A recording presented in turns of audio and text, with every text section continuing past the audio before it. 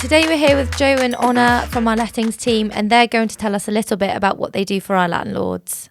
So Joe, what do we do to give our landlords security? Okay, Jess, so what don't we do? So the main thing I would say that is really important to a landlord is we make sure all their tenancy fulfills all the legislation that is required, which is, I think, over 180 pieces. Oh my goodness. It's a huge amount. And then on top of that, applied to the Data Protection Act. So that, I think, is really, really important because a landlord could potentially be fined or even imprisoned. Oh my goodness. Cases. So you make sure that doesn't happen. We are keeping people safe. Yeah, literally, and out of jail. Out of jail. Big responsibility. Obviously, the most important things, I think, to a landlord also is that their property's looked after. Mm-hmm. So we do regular property inspections. We really vet our tenants. A lot of the staff have got many years' experience, so sometimes you do just get a little gut niggle on people, don't we? Mm-hmm. Yeah. Can't put our fingers on what it might be. But just doesn't feel right. My gut. We've actually had 3. We had 3 that we were sort of borderline, and the landlord still wanted to go ahead with it. They're all fine, but it's the tenancies that ended sooner than we would have hoped for. And that's the landlord's decision or the tenant's decision? The tenant's decision, yeah. Which is, we thought that wouldn't work out, but the landlord still wanted to go ahead with it. The other really main thing is about your rent coming in. So we have our accounts team that solely concentrate on that. Yep. I know a lot of other agents work that they just pay the rent out on one set day a week. So you could be waiting extra time for your rent. Especially if you've got mortgage payments and that money's relying on something to be paid, paying off something else. So that's really good. And we're really hot, obviously, on chasing rent if it is late. We've got a whole process for that. But the main really great product, I would say, for our managed landlords is our rent and legal cover policy. Yeah. So that's really important, isn't it? And I think, if you are someone that is always going to worry about worst case scenario, the worst case scenario is you've got someone in your property that won't pay your rent and won't leave. And that's what that covers you for. It's actually probably less than what you're paying for your gym membership a month that you're not going to. So it's literally crazy. It's a no-brainer not to do it. Yeah, it is absolutely no-brainer. And we seen since COVID a much bigger intake on that product because I think a lot of landlords, even with a really good tenant, when something crazy like that happens in the world, suddenly realise that people can't afford to live there or aren't working. Exactly, or come on hard times for no reason of their, for their own. And we find that people, it's not that they don't want to pay the rent, it's that they can't because of ill health, relationship breakdown, or loss of job, all situations that whatever checks we do, we can't see into a crystal ball to cover them. So that is something that's really, really good. So what's the difference then between Find Tenant Only and then a fully managed property? And if someone's gone Find Tenant Only, why should they upgrade to fully managed, apart from those reasons, obviously? Yeah, so I think the main difference, Find Tenant Only, you are in control of it all. It's all on your shoulders. It's all your responsibility. So you have to go around and fix stuff when it breaks. You have to having your up to you to do inspections. And you're going to be getting that call from that tenant just as you sat down. That's rough, that is. The boiler's broken and you need to, get a plumber. And just abandon what you're doing. Whereas we've got out of hours system, we've got a whole property managers set up team. So we have all that covered. We have landlords with the managed side that like to be hands-on, so they like to approve all their quotes and work and know what's going on. And we've got managed landlords that just let you get on with it. That's what they pay for, and they don't want a call every time something goes wrong. They know that we know what they're responsible for, and that we've got really good contractors that we work closely with, and that's the service they're paying for. That makes a big difference, doesn't it? It's quite a commitment having a house that other people live in, especially if you've got to go around and fix light switches, and I bet you can get called for anything, literally anything. The scenarios that we have, I had a tenant last year really upset about, it turned out to be blossom that was on the windows, wasn't it? Oh, how awful. And complained about that and thought there was something wrong with the property. And it was just the blossom from the tree, but it was driving him mad. So as soon as I explained everything to him, he was fine. I know. Imagine if his landlord phoned. He'd have been like, what? But some tenants can be constant needing that reassurance. They're scared to do anything in the property because they don't want to lose their deposit, or they just want the permission. They're really good tenants like that. But obviously that's a lot of your time on the phone, over email. Whereas for you guys, it's like second nature, isn't it? So I just think the managed landlord, they do really value their time, and that's why they're paying for a managed service, because they want their time back. Definitely. And Honor, day to day, what does your day sort of look like? So day to day, it does vary. So for example, this morning I've been off for a long weekend, and I've come in and we've had one of our properties that has no heating, but they had hot water, didn't they? Yeah. So going back to what Joe was saying, we have the out of hours prop call that kind of liaise with the tenants, and luckily the tenant was really good and said that can wait until Monday morning. This was all at 10:30 last night. Oh, yeah, proving my point. You don't want to be getting that call. No, that's people just that's Sunday stress, night, isn't it? Yeah, and that whole you've got to sort something out. And then But so they were obviously happy to leave it until Monday morning, which is great. Obviously after this podcast, I'll obviously go and deal with that. And then we do property inspections, which is twice a year. So again, going back to the managed service, that's something that the landlord pays for us to do. So when I go around and do that, I check obviously that the tenants are looking after the property. Check all smoke alarms and CO2s to make sure that they're all in date. Good. But also that there's no outstanding maintenance that needs addressing. So worst case, if a tenant's not looking after a property, what's the protocol there? Do you speak to them first and say, look, it looks gross in here, can you fix it? We tend to find it's things like gardens. And it's difficult because obviously this time of year you're not really cutting your lawn. So it depends what the issue is. We like to, if they're there, we'll have that conversation face to face. Because I think, it comes across better in person. It does. Definitely, and we can really explain, what we're wanting from them. We can advise products if it's something on the cleaning, like the oven needs a really good clean. And, the main thing is we're going from the angle is that we have 5 weeks worth of their money sat for the deposit.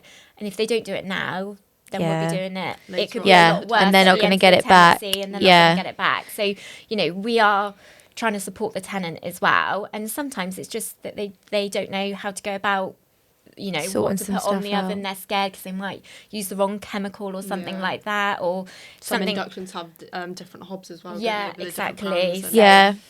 Little things like that it tends to be. Obviously if it was a major issue, then we would just go through the process of removing the tenant from the property. But I mean, that's really extreme. I've done this job 20 years. I've not come across. No, that's good though, isn't it?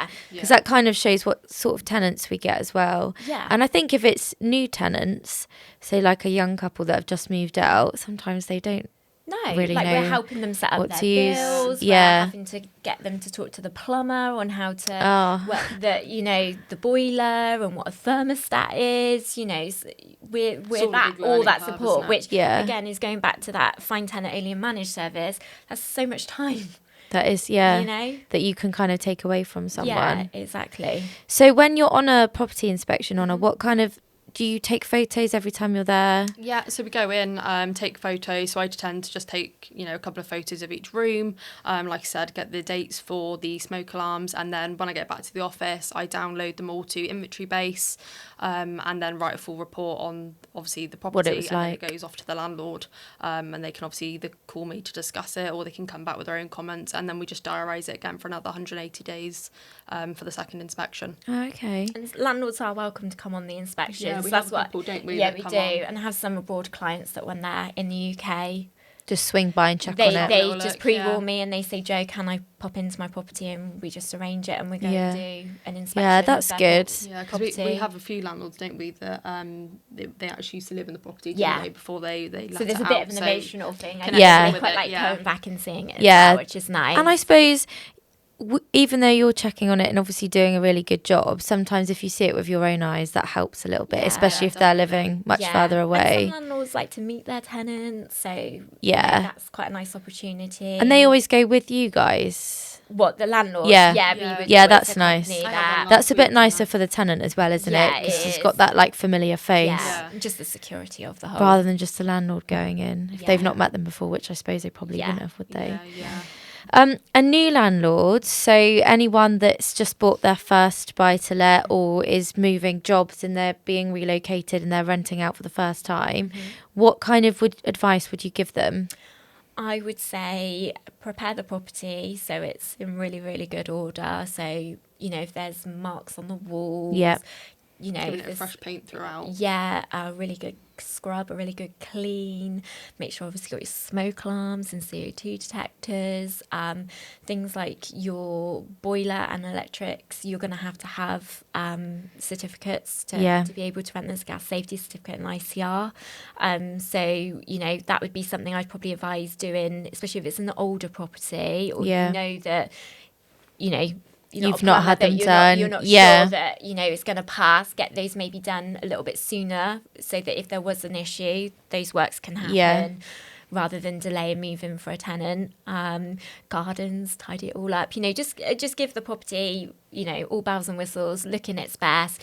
You'll attract the right tenant. You'll get the maximum rent that way.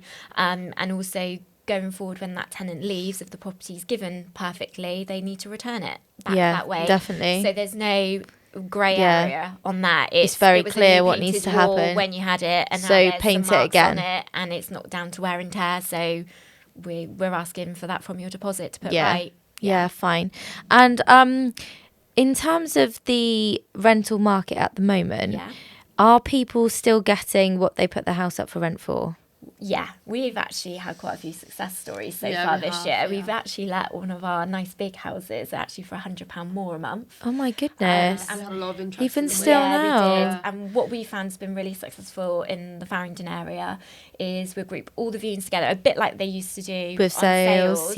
And then everyone's seeing each other coming and going. They're like, oh my God, I want this house. And we're like, do you really? Like, enough. And I just think when we're going to the landlord there and presenting them, we know we've got the best deal, but also we've got the best tenant out there for them. Definitely. It's the one that's prepared to pay a bit extra is the best one. But it's not just about the price, it's about their background. So if it's a landlord and they're wanting a long-term let, it's no point putting someone in there that's on a 6-month work contract because they're going to have to keep paying for relet fees, and void periods are going to happen that way. So, having someone that's maybe a family and they want to stay in that house where they get their kids through primary school. Yeah, nice. You've got a long period of time with them there, more likely.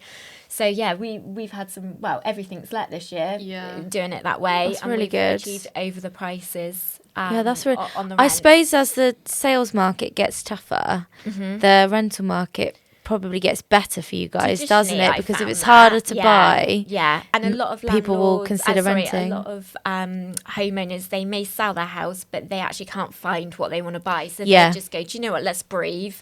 Let's move into rental. And then we'll try again next year. Yeah, exactly. Which is great for us because then we can show the landlord their house. A lot of the time it might be our vendors. Yeah. So I can speak to the sales staff and say, what's the house like inside? They'll be like, it's immaculate. Joe, they're amazing. They're so lovely to deal with. And just giving that bit of feedback over to a landlord when presenting them with an offer just gives them that little bit extra security, which is really, really nice. I think. That's good. Yeah. And Honor, what's your favourite part of the job? Apart from working with Joe. Obviously me. Like, come on. I would probably say my favourite part is definitely going out, doing the viewings. We love a deal, don't we? Yeah, I just like interacting with people. Finding the right person for the right house. Yeah. What about you, Joe? Same? I'm the same. 20 years on, I still got that buzz. I still love handing those keys over and bottle of Prosecco to them. And just them. They're always so grateful as well. Yeah, it's like this morning not this morning. On Saturday, I came in to a lovely email from our tenants that had just moved into a property in Jaspers Hill, and she said, she's so happy there. Oh, that's so nice. Really cool, and it was a lovely Ukrainian family. They've been through absolute hell, and just to know that I've enabled, haven't we? Yeah. Them to be able to move into somewhere with her children it's really lovely. Yeah, that's really good. Let next door, haven't we? To another Ukrainian family as well. Have you? Nice. That's really nice. Yeah, we've done quite a few tenancies like that. That probably makes such a difference to the year they've all had as well. It's been wonderful, hasn't it? Yeah, really. Oh, good. Well, thanks so much for coming in.